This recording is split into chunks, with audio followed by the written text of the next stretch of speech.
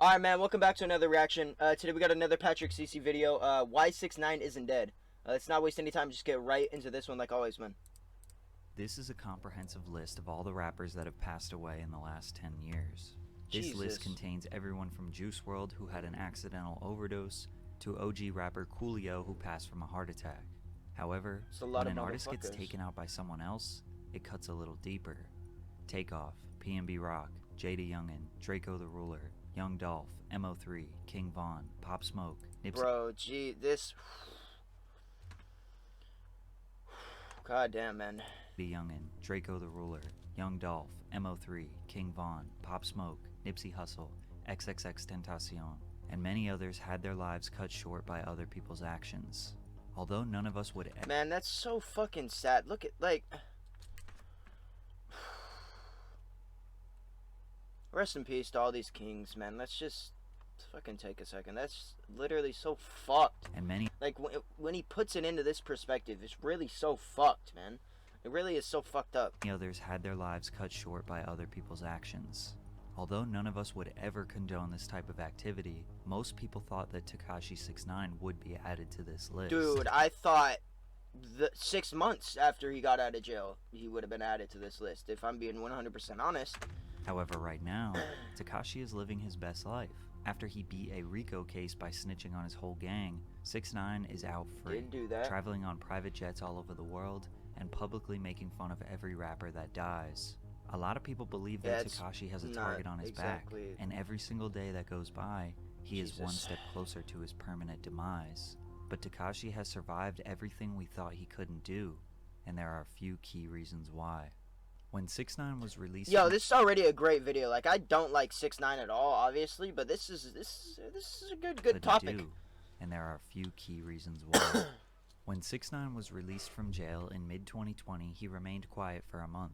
Nobody knew if he was ever going to show his face again publicly. To their surprise, the release of his song Gooba proved that he had no intentions of going anywhere. And to take it one step further, in the music video he embraced the label of being a rat or a snitch, after cooperating with the federal government to indict 12 of his former 9 Trey Blood gang members. Some of those men won't be getting out until 2030. The music video broke the YouTube record for the most views in the first 24 hours for a hip-hop song. Meek Mill tweeted that the song was trash and made fun of him for still claiming to be a gangster. Lil TJ said that he was the king of New York, and he doesn't like all that snitch rainbow hair shit going on in his city.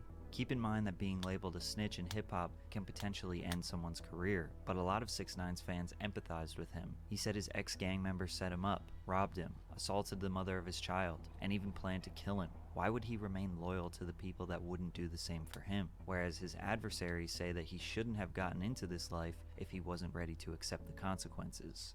All of those scenarios, or, you know, sending shots. Everything I was rapping about was really happening. These rappers that rap about the shit that they rap about, they don't live.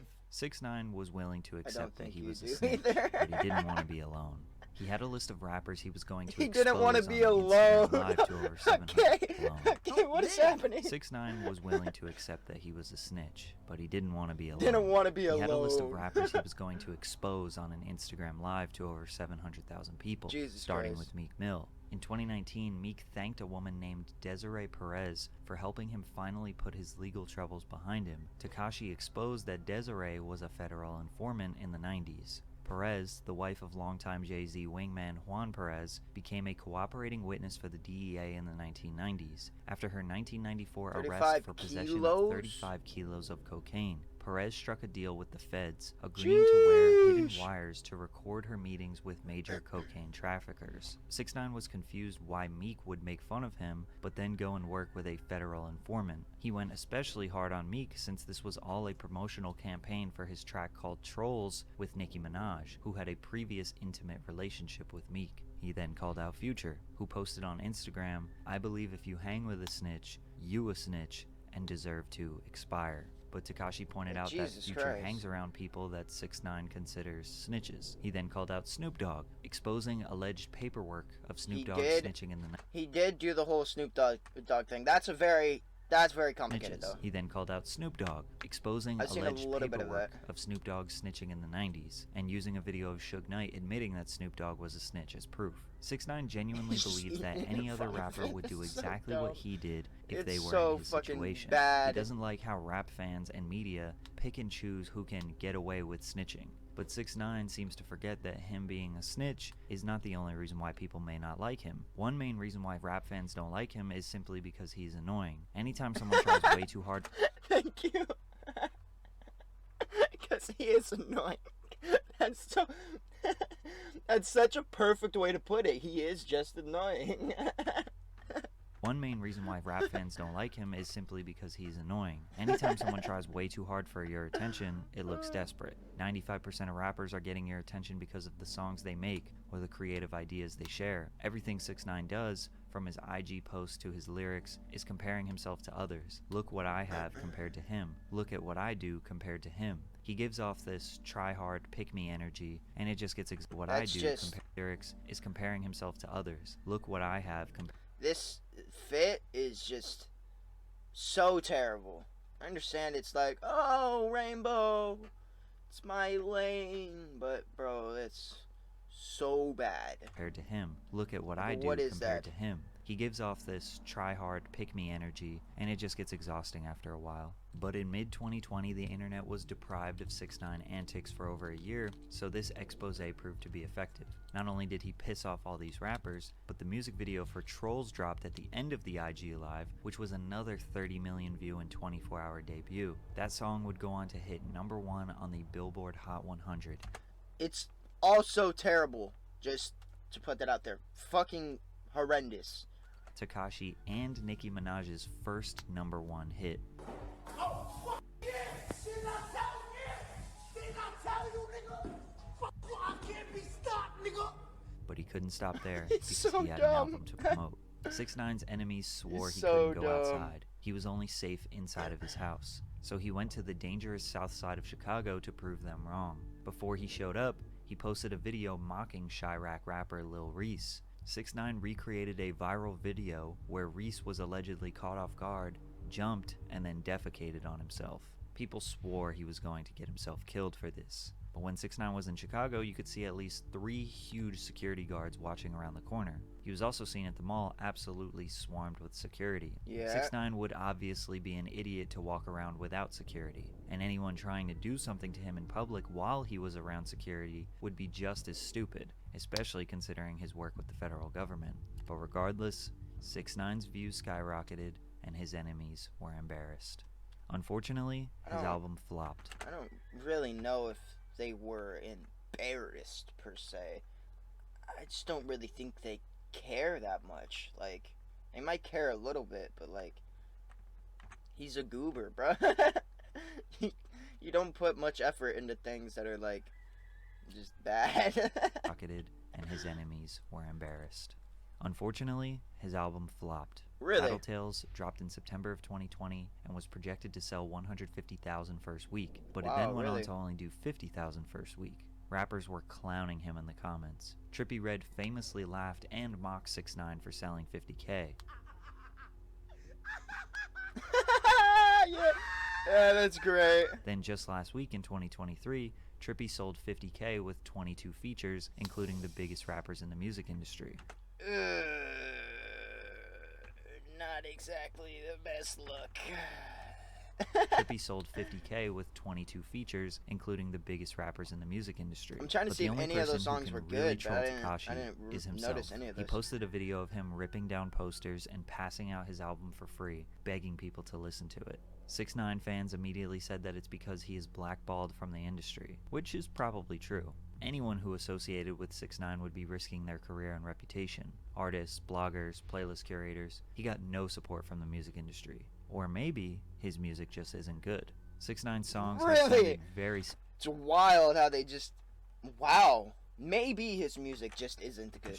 Or maybe his music just isn't good. 6ix9ine's songs have sounded very similar since 2018. DaBaby and Gunna are known to be pretty repetitive, and it worked out for them for a while, but eventually, people get tired, especially when the odds are already stacked against you. Plus, a lot of the interest in his music... Okay, I'm sorry, but you cannot fucking compare it to Baby or Gunna. I mean, maybe Gunna a little bit now based off of what has happened with the Young Thug shit, but you can't put the Baby in there.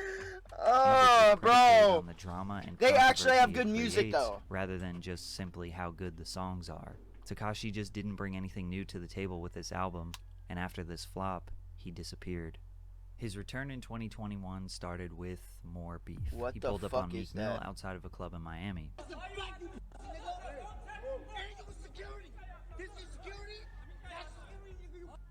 You're with security too, Tekashi. Shut the fuck up. You're so dumb, bro.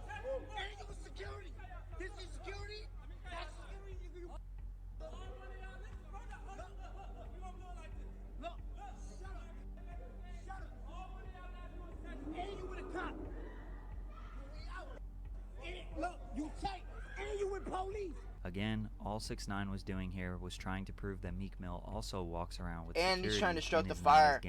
Trying to stroke the fire a little bit, get a little bit more press coming his way, you know? He portrays himself to be. But 6ix9ine has nothing to lose because everyone already knows that he isn't gangster. Meek made himself look even worse when he claimed that he almost smoked 6ix9ine, when in the video he very clearly was not going to do anything. Instead, after 6ix9ine left, he started yelling at the security saying that they were trying to get him in trouble. What y'all trying to get me in trouble? Huh? Just like the Chicago incident, nobody blamed Meek for not doing anything. Him and 6ix9ine were around 15 bodyguards and cops. All Tekashi proved was that Meek is protecting himself and his freedom. He is being smart, but it still got people talking about 6ix9ine again and provided a short-term L for Meek. Then he took shots at the late rapper King Von by saying, Look how happy he is. Look at this dead nigga on his shirt. Look, I think King Von thirsty. Look, yo. Okay, see, shit like this, bro, you just need to shut the fuck up. Like, this really pisses me the fuck off. Like, really, bro? This is why nobody fucking likes you, Tekashi. No, not one person actually likes you, bro. They just think you're annoying. I'm gonna pee on you, nigga. This is so fucking annoying, bro. You're ugly, bro. Look how fucking ugly you look. Oh my god. I'm gonna pee on you, nigga. This is so annoying. He even DM'd King Von's sister a picture of Von's body after the autopsy. Fans were disgusted at this evil behavior. However, King Von, Lil Durk, and their fans would famously scream that they were smoking Tuka, and would constantly make fun of Tuka, who was a 15-year-old boy from Chicago who got shot at the bus stop. 6ix9ine was wondering why people would praise Von for the same behavior they hated 6ix9ine for. And he did have a point, people were agreeing with him, but it still seemed random for 6ix9ine to just attack the late King Von. He looked extremely desperate for attention, especially when you consider that all of this happened after a 6-month hiatus conveniently surrounding the release of his song Zaza. Then once he gets his attention, promotes his song, another terrible song, he disappeared for a few months. Noticing a pattern here? However, in 2022, we saw a different side of 6ix9ine when he and Steve Will Do It started hanging out. They had been friends for a while now, but the only time fans saw 6ix9ine in 2022 was in Steve's vlogs. In those vlogs, he was Danny, meaning he didn't portray any character. He was kind, funny, and appreciated by Steve's audience. This was the first time we ever saw who 6ix9ine truly was. They were giving away money to underprivileged communities and doing philanthropic work. He's still ugly and annoying, sorry. It seemed like he might pursue a second career as a content creator, or maybe he was finally done with his rap beefs. But we were wrong, because he betrayed Steve for more short-term clout. What? 6ix9ine tricked Steve into doing a video collaboration with a young man named Perkio. Perkio was going viral for looking exactly like Lil Durk. Durk even supported him and brought him on stage at one of his concerts. Steve trusted 6ix9ine and thought that Perkio was a paid actor. When he got there, Tekashi pressed Perkio and forced him to wear a jacket with King Von on the back, trying to again stir up some drama with Lil Durk. Conveniently, 6ix9ine was releasing a song and NFT project called Gine at this time, which is why he randomly Wait, what? He made an NFT project? What the hell? Trying to again stir up some drama with Lil Durk. Conveniently, 6ix9ine was releasing a song and NFT project called Gine at this time, which is why he randomly started creating beefs again. Steve went on an apology tour on various podcasts because people blamed him for accelerating a dangerous rap beef. And even though Steve was taken advantage of, he apologized. He even gifted Perkio with $20K, and 6ix9ine got what he wanted yet again. But something happened recently that has worked in Tekashi's favor. Currently, Young Thug and his label YSL are facing a major racketeering case, similar to the one that 6ix9ine and 9 Trey were facing just 3 years ago. YSL is basically facing every charge from armed robbery to murder. 26 members of the label were arrested in May of 2020. One of those members was Sergio Kitchens, aka Gunna, who is known as a close affiliate to Young Thug and top-ranking member of YSL. Gunna took a plea deal, which is essentially an admission of guilt in order to get out of jail early. In essentially open the court, same thing he said the 6ix9ine following. did. YSL is a music label and a gang, and you have personal knowledge that members or associates of YSL have committed crimes in furtherance of the gang. Yes, ma'am. You're not admitted to your crime. You just told the court that YSL's a gang. So now you just up your man's defense. You not owning up to your case, nigga. You a fucking rat, nigga. That's it, nigga. Then Tekashi pointed out how no rappers are publicly trashing Gunna because he is well respected and they like his music, but they were totally fine with making fun of Tekashi. Which is true. Rappers, blogs, media outlets, none of them have really blatantly said that they don't support Gunna anymore. YSL co-founder Mondo shared his thoughts about Gunna. You took a plea saying that you the main artist, brother. You the main artist, my brother.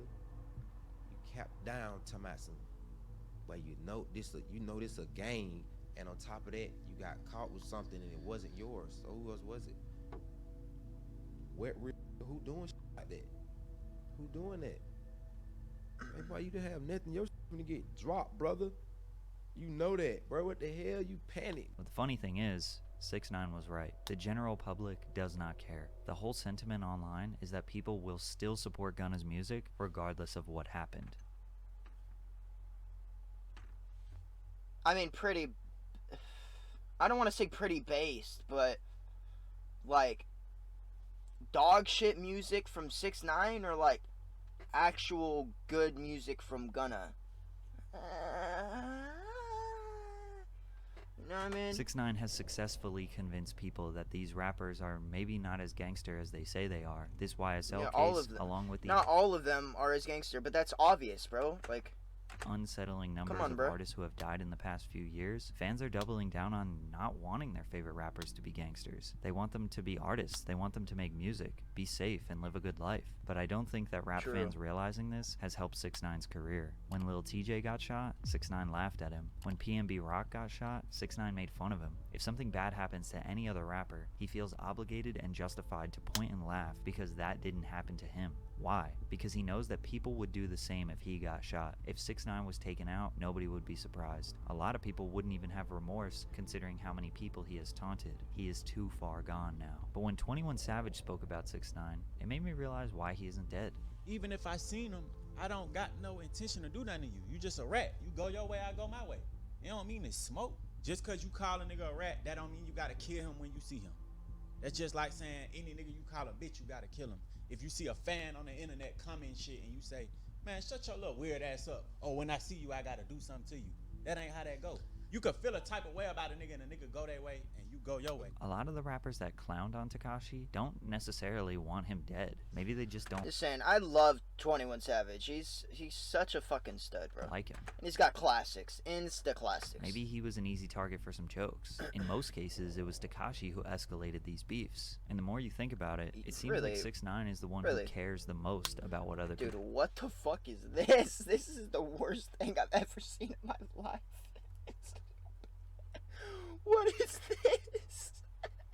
People think. And all these other rappers are usually just minding their own business. But let's be honest. Anyone who would attempt at 6ix9ine would never be able to beat the case. And is that guy really worth throwing your life away for? No. Yeah, definitely and 6ix9ine knows obviously. this. So he's going to keep up his antics, and most likely, nobody's going to do anything.